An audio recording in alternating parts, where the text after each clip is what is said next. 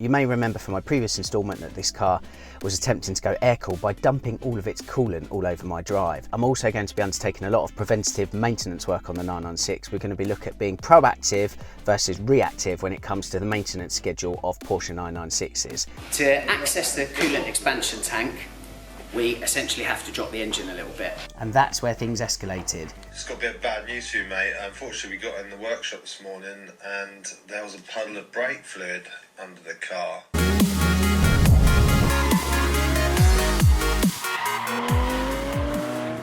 Alright then, a month later on we're back at Wrightune. You can tell it's a few weeks on because I'm in a different change of clothes and there's some questionable facial hair on the go. In the interim, there's been some knocking on the near side front of my car.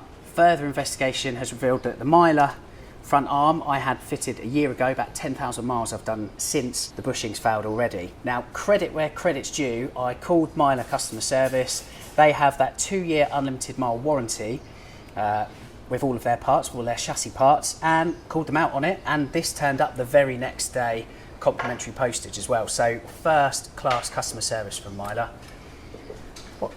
First job then, obviously to replace this knackered one, put this on, then the guys at Wrightune are going to be getting on with everything else that we need to do. So that is brake lines, first of all. We're going to be putting some stainless hoses on, again just to protect the car in the long run. We're then putting in some performance brake fluid. Also need to look at aircon. I have no aircon on this, even though it was regassed a year ago, there's clearly a leak. So the guys at Wrightune are going to investigate what's gone wrong there and sort it all out. We better get Chris on, who's going to tell us exactly what's going on in a lot more technical detail than me. Basically, the most common faults are the condensers, which I'll go through in a second, but typically the pipes there's lots of joiners and there's these O-rings, and your system's got a lot of gas in there, and there's also oil in there and hopefully some dye, which helps you identify a leak if it should spring one.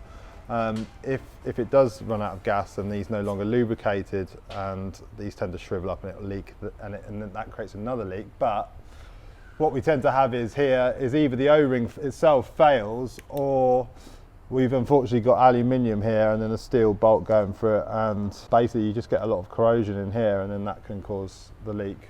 You can have other leaks where, in this area for example, where it's held onto the chassis, you get a lot of water in between there, and it's holding it up against it, and that can tend to cause corrosion. So the pipes run to the compressor at the back from the front, and we've got these condensers here.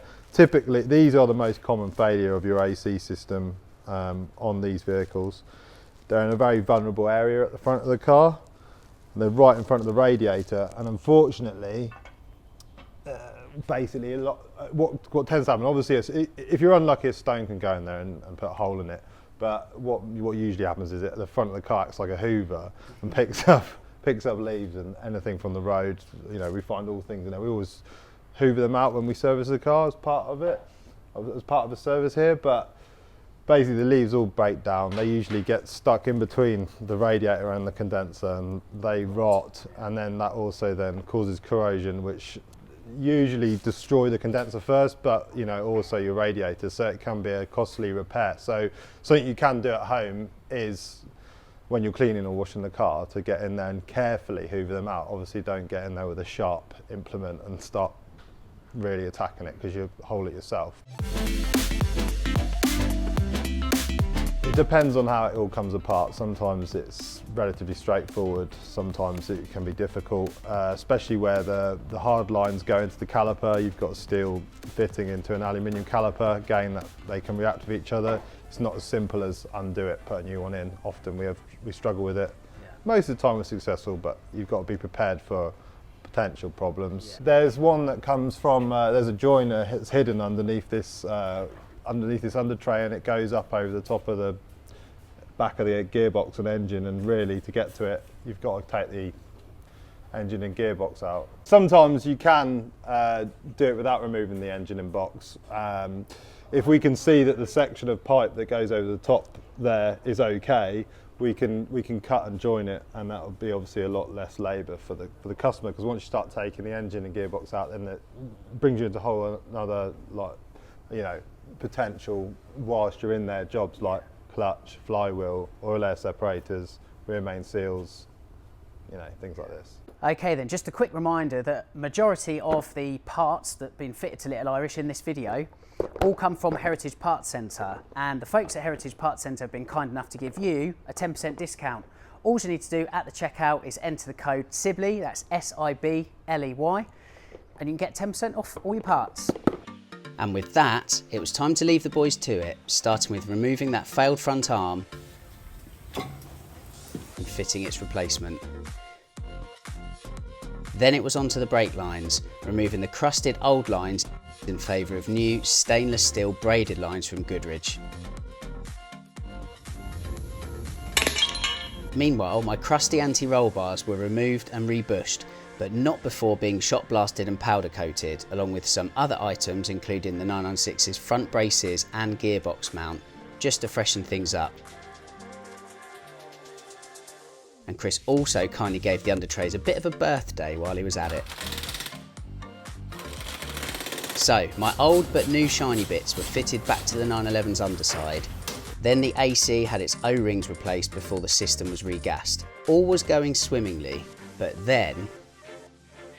Bonjour. So the 996 is up the road at Wrightune. I'm back at home at Casa de Sibley, living my best life. However, I think I'm about to be given some bad news. I've had a missed call from Chris at Wrightune and a message telling me to check my voicemail.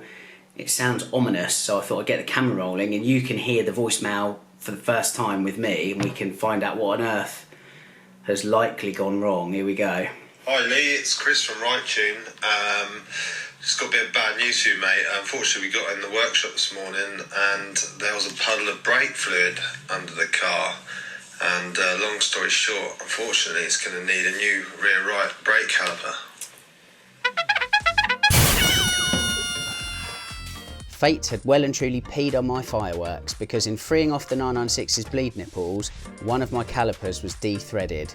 I was warned this could happen, and 400 odd quid later, it became a reality with a new caliper fitted to Little Irish. The thrilling news continued, Chris kindly informing me my tyres were bowled on the inside and therefore needed replacing thanks to my aggressive geo. I decided to swap all 4 Contis for Michelins, and will explain why shortly as I round up this preservation versus restoration 996 special. All right then, so that is, hopefully, fingers crossed, touch wood, the end of the story as far as the maintenance on this 996 for 2021 at least. Lots of money, lots and lots of bunts spent on this car this year, but as I've mentioned previously, the whole kind of point is when you spend out on preventative stuff on the car, preventative work, and although projects can snowball like it has happened this time, the idea is you're just kind of keeping on top of the upkeep of the car. So now we can just get back to spending money on the fun stuff, of which I have another video coming shortly on that, by the way. Let's start first of all with coolant expansion tank. Obviously that was a reactive measure. It was leaking, I had to replace that as a result. Engine mounts, reactive measure again. I put Porsche engine mounts in because they were the parts that were readily available. I would have possibly flirted with the idea of an aftermarket part in there, but the luxury of choice was taken away from me because the car was on the ramps and then the engine mounts failed. The low temp thermostat, that was definitely a proactive measure rather than a reactive measure. I just felt like it was the sensible thing to do. It's not a lot of outlay or labour cost at all to fit that part. For me, I just think, well, this flat 6 now, it's getting on for 25 years on planet Earth. Just running generally a little bit cooler can do no harm, can it? Just in terms of looking after that M96 engine that we all know is made out of chocolate a bit, really. What was next? Anti-roll bar. So had the front and back anti-roll bars powder coated. The bushes were changed because they were a bit knackered. I think the obvious question to ask is, well, why didn't you upgrade? Well, I kind of think it's very easy on projects, whether it's a 996, 7 or an air-cooled car or whatever, to get the balance right between performance and practicality, particularly on a car like this, which is my daily drive. To my mind, Porsche spent millions, literally millions of euros or Deutschmarks at the time on the R&D of this car. I'm very happy to stay, certainly in terms of anti-roll bars, within those parameters. Yes, there's the school of thought that, well, you can upgrade the car for quicker lap times if you're doing track days and stuff. To be honest with you, I personally think the very best upgrade you can do, if that's your game, is to invest in yourself with a bit of tuition and not the car, because at least that is then transferable onto other cars. More on that in another video. So the reason the anti-roll bars, the standard factory anti-roll bars, were just powder coated rather than replaced or upgraded, is simply to keep things looking nice underneath the car. What's next? The Mylar arms. Okay, so I want to talk about that. Like I say, slightly disappointed that the part failed after 1 year, and it was only one arm out of 4, plus all the other bits and pieces I had, forks and whatnot. They're all fine. It's not particularly put me off using Mylar again. And in actual fact, this leads us on quite nicely to the next part. I had Mylar drop links for the anti-roll bars put on this car. Why did I do that? Well, again, the Mylar drop links have the same 2-year and unlimited mile warranty. The new front undertray, I'd not had a front undertray on this car since the day I purchased it. It should have been on there. What's next? Lots going on. The brake lines are all renewed. It means the car is safe. The single most important aspect of a car is being able to stop. I did have braided lines go on the car at all 4 corners. I thought it was a really worthy upgrade. As I say, there's a performance benefit, and there's also longevity, looking after the vehicle a little bit more. They're not going to rust in the same way a normal brake line would. I also fitted performance brake fluid. The brakes I've always found to be fairly up to the job. You know, a lot of people go down the route of, you know, fitting bigger brakes, etc, etc. The stock brakes are fine. Also, if you fit bigger brakes, don't forget, it's more rolling mass. I think if you're looking to improve the performance of braking in your 996, the most cost-effective way of doing that is by A, upgrading the brake fluid, and the second thing is, as I say, fit the flexis. Just gives you a lot more feel through the pedal, and there's no let up in the performance either, again, even when under lots of stress for prolonged periods of time. It's the easiest, cheapest, most straightforward thing to do. If the other side of that you're still not happy, then perhaps look at different discs and pads and all of that sort of thing. What else was there? Tyres. Pilot Sport 4s, fantastic tyre. I mentioned on social media I've used the Continental Contact Sport 2s or Sport Contact 2s, whatever they are, for years. So it's the N-rated tyre along with the Pirelli P0s. The only reason I've not gone with those again is because it's quite an old tyre technology now, so I thought, you know what, I'm going to roll the dice and go with something else. I have gone with Michelin Pilot Sport 4s, and again, a lot of people have been asking me, well, why didn't you go for the Pilot Sport 4S's, Lee? Well, without getting too technical about it, but basically, I forgot the 4S existed.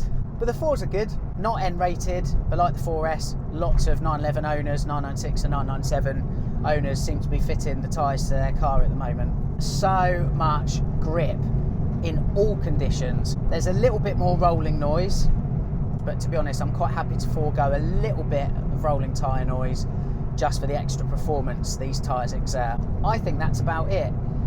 Some interesting choices, I hope. Very, very happy to listen to any questions you may have.